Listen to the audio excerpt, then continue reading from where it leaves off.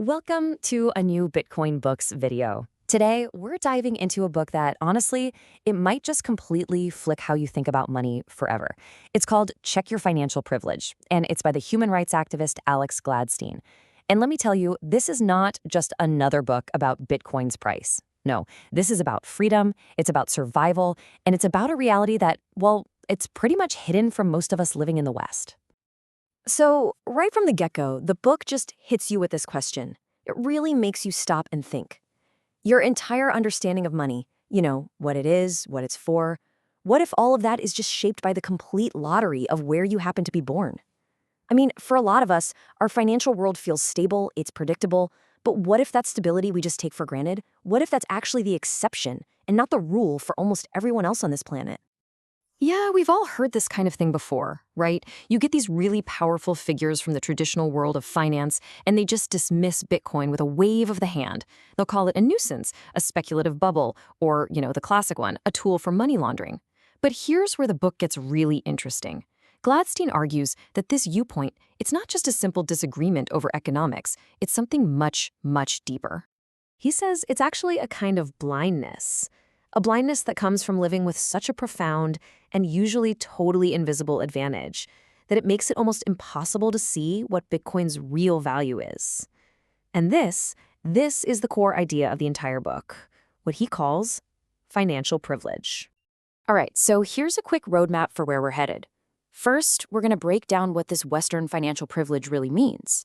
Then we'll look at the stark reality for billions of people outside that system. From there, we'll get into some incredible real-world stories of financial freedom. We'll also zoom out to compare the petrodollar system versus Bitcoin, and we'll wrap up with this really powerful idea of Bitcoin as a Trojan horse for freedom. Let's jump in. Okay, first up, Western financial privilege. So what exactly is it? Well, think of it like an invisible shield you get just by being born into a system with a stable currency, like the US dollar. It means you have access to banks that actually work. It means you have property rights that are, respected. You live in a place where your savings can't just be snatched away by the government on a whim. It's the incredible luxury of just not having to worry about your money disappearing overnight. All right, section 2, the reality for billions. Now, we're going to step outside that cozy bubble of stability, because the world we just talked about, that is absolutely not the reality for most people on this planet. The book paints, a completely different picture, and it really forces us to look at the massive scale of this global problem. Just look at this breakdown. It's pretty staggering. Only about 13% of all people are born inside what you could call the walled garden of a major reserve currency nation. Think about that. That means the other 87%, the vast, overwhelming majority of humanity, they're on the outside looking in. They're forced to deal with currencies that are constantly failing, with corrupt systems, and honestly, with things that are far, far worse. 4.3 billion. Just let that number sink in for a second. That's how many people today live under authoritarianism. For these people, the idea of having secure property rights, it's just a fantasy. Their assets, their life savings, their entire financial existence can be frozen, seized, or just flat out erased by the government at any moment, for any reason, or for no reason at all. And, as if that wasn't bad enough, you've got another 1.6 billion people who are dealing with the silent theft of insane inflation. We're talking double, sometimes even triple-digit inflation. These are people who work their tails off, they save everything they can, only to watch their life savings just melt away like an ice cube in the sun. This isn't some rare economic event. For a huge part of the world, this is just Tuesday. So this is where it all clicks. For that 87% of the world, all those Bitcoin features you hear about, they aren't just cool tech buzzwords. Censorship resistant, that just means the government can't shut off your money. Non-discriminatory, that means literally anyone can use it, no questions asked. And difficult to confiscate or devalue, well, that's your shield against the dictator taking your money or inflation wiping it out. For them, Bitcoin isn't about getting rich quick. It's a tool for survival, period. Next up, we have stories of financial freedom. And this is so important because Gladstein's whole point is that to really get Bitcoin, you have to look past the price charts and all the abstract theory. You have to look at the human stories. This is where all those numbers we just talked about, this is where they come to life, and Bitcoin's true value becomes crystal clear. So our first story takes us to Nigeria, a country that's been battling some really serious systemic corruption and a currency that's just been collapsing in value. And it's right here that Bitcoin emerged as this absolutely essential tool for a huge social movement. So back in 2020, during the massive #EndSARS protests against police brutality, there was this activist group called the Feminist Coalition. They were raising money to support the protesters, for food, medical supplies, legal aid. Well, the government, trying to crush the movement, did what governments do. They just froze their bank accounts, just like that. The traditional system completely failed them. But the movement didn't stop. Instead, they switched over to a self-hosted BTC Pay server, which is basically a payment tool that they controlled, not a bank. And they started taking Bitcoin donations from all over the world. They ended up raising over 7 Bitcoin and were able to keep funding their cause. It was definitive proof that they had found a monetary network the government just could not shut down. Okay, our next story is, wow, it's an incredibly powerful one from Afghanistan.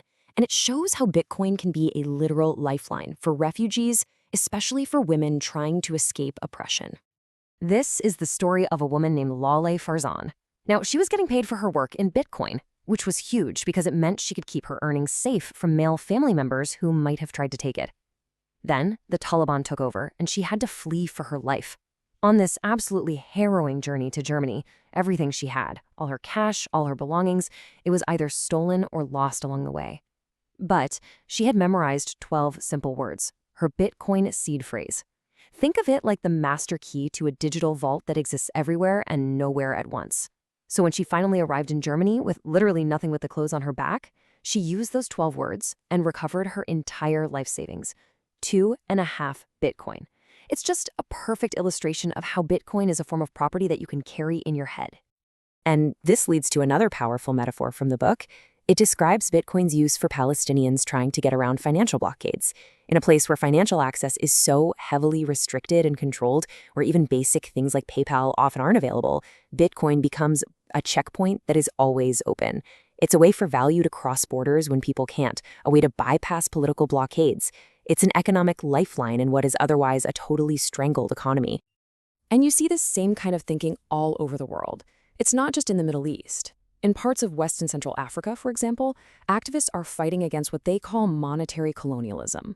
They're talking about the CFA franc system, which is this legacy of French colonial rule that still gives France a huge amount of control over the money of 15 different African nations. So for an activist like Farida Nabarema, Bitcoin is seen as the currency of decolonization. It's not just a new kind of money, it's a potential tool for liberation, a way to finally break free and achieve real monetary independence. Okay, petrodollar versus Bitcoin. So we've heard these incredibly compelling individual stories. Now the book zooms way out to look at the bigger picture. We're talking about the entire global financial system that in many ways makes Bitcoin so necessary to begin with. And Gladstein argues that this current system, the petrodollar system, is really built on a foundation of coercion and, you guessed it, privilege. So where did this system even come from? Well, it all goes back to 1971. President Nixon took the US dollar completely off the gold standard. So now the US needed a new reason for the rest of the world to want and hold dollars. The solution? In 1974, they struck a deal with Saudi Arabia to make sure that oil, the most important commodity on the planet, would be priced only in US dollars. And just like that, you have a permanent, artificial global demand for dollars, which allows America to run these huge deficits that are basically paid for by everyone else. The book has a name for this: exorbitant privilege. But, as the book lays out, this privilege has had some massive hidden costs. For one, it has meant supporting authoritarian regimes in the Middle East, all to keep the oil flowing and priced in dollars. Gladstein even argues it's led to wars for the dollar, to punish anyone who threatens the system. Think of Saddam Hussein when he tried to start selling oil in euros. And it's not just bad for the rest of the world. The book points out it's also hurt regular Americans by creating an artificially strong dollar that made it cheaper to import goods than to make them, hollowing out the country's manufacturing base. And of course, the whole system is intrinsically tied to fossil fuels.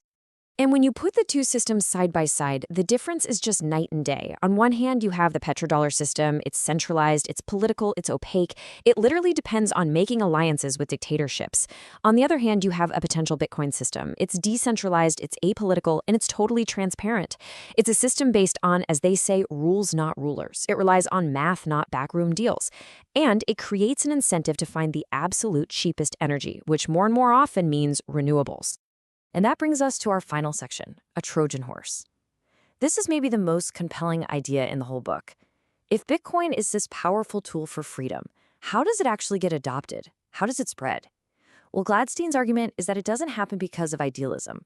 It happens because of simple, raw self-interest. It sneaks in like a kind of Trojan horse for freedom. So here's how this Trojan horse actually works. It's like a flywheel. Step one is pretty simple.